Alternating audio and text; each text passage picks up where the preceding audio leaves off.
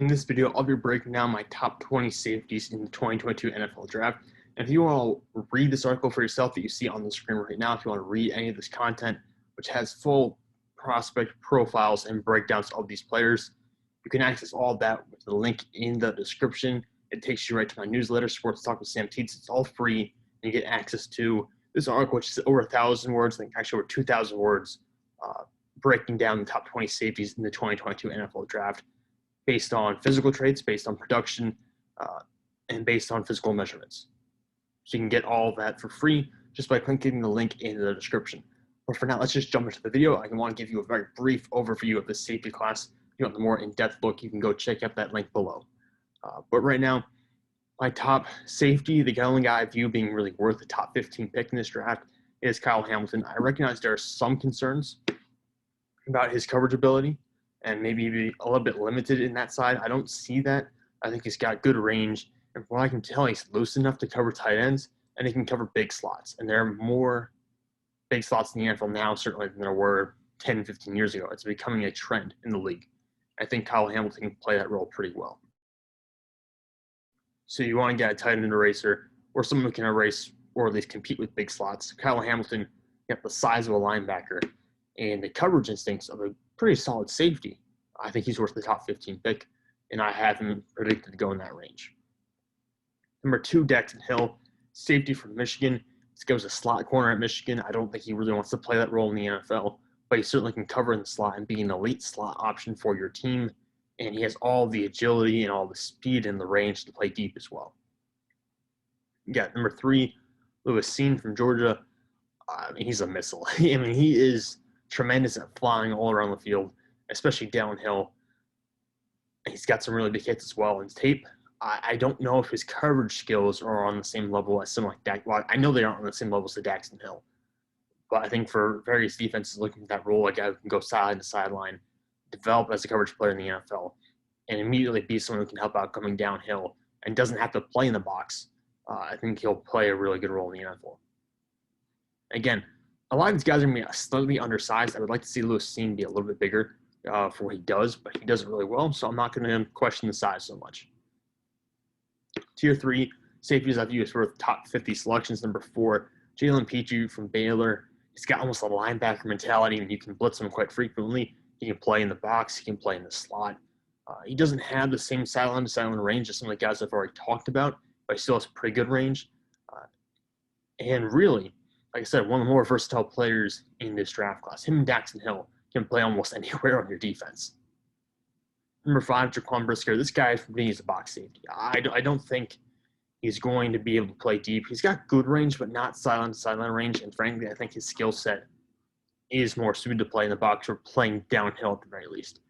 But I will say, he showed some very good instincts the past couple of years to make big plays in big moments. So maybe you want him playing a little bit deeper when the game's on the line. Try to give him a shot to make some play on the ball.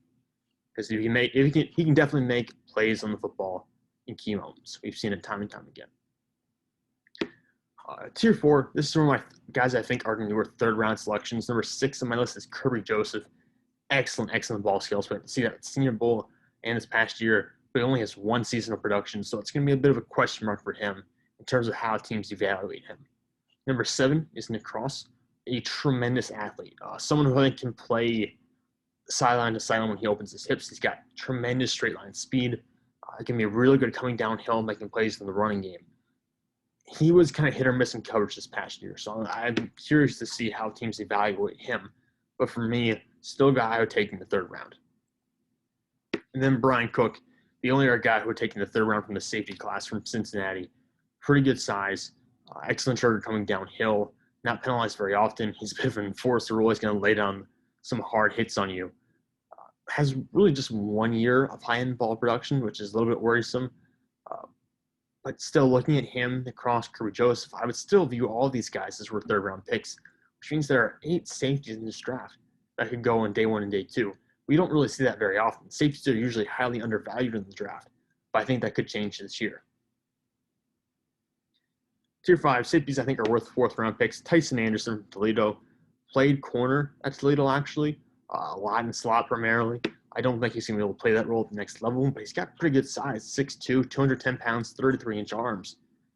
I think that's a guy you can play against the tight end and have some effective outcomes. Not a guy who would play against big slot wide receivers, not the same as Kyle Hamilton in that sense, but I still think a guy you can come down and play man coverage every now and then and be very successful for you. And then JT Woods from Baylor, really good ball production this past year, carried over to the Senior Bowl as well. I'm hoping he adds more weight.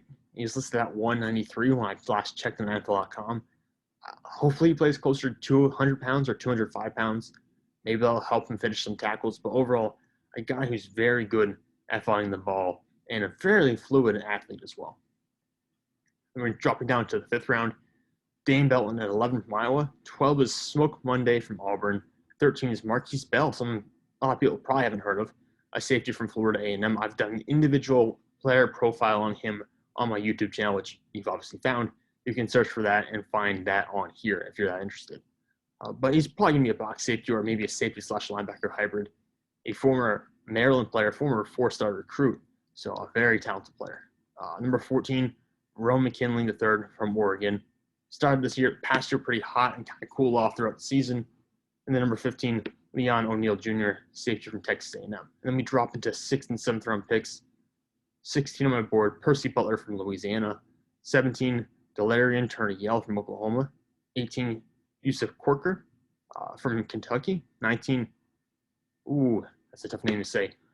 Wanya Thomas, I believe is how you say it, safety from Georgia Tech. I'm going to have to double check that pronunciation one more time before draft night tomorrow. And then Sterling Weatherford, safety / linebacker from Miami of Ohio. He bulked up the try-playing linebacker at the Senior Bowl, and it really didn't go well.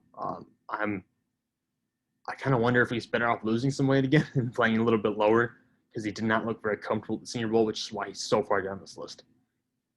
And then honorable mentions, Will Adams for Virginia State, Reed Blankenship from Middle Tennessee, Bubba Bolden, Miami, Tariq Carpenter from Georgia Tech. I can't pronounce that first name yet. from Louisville, safety from Louisville.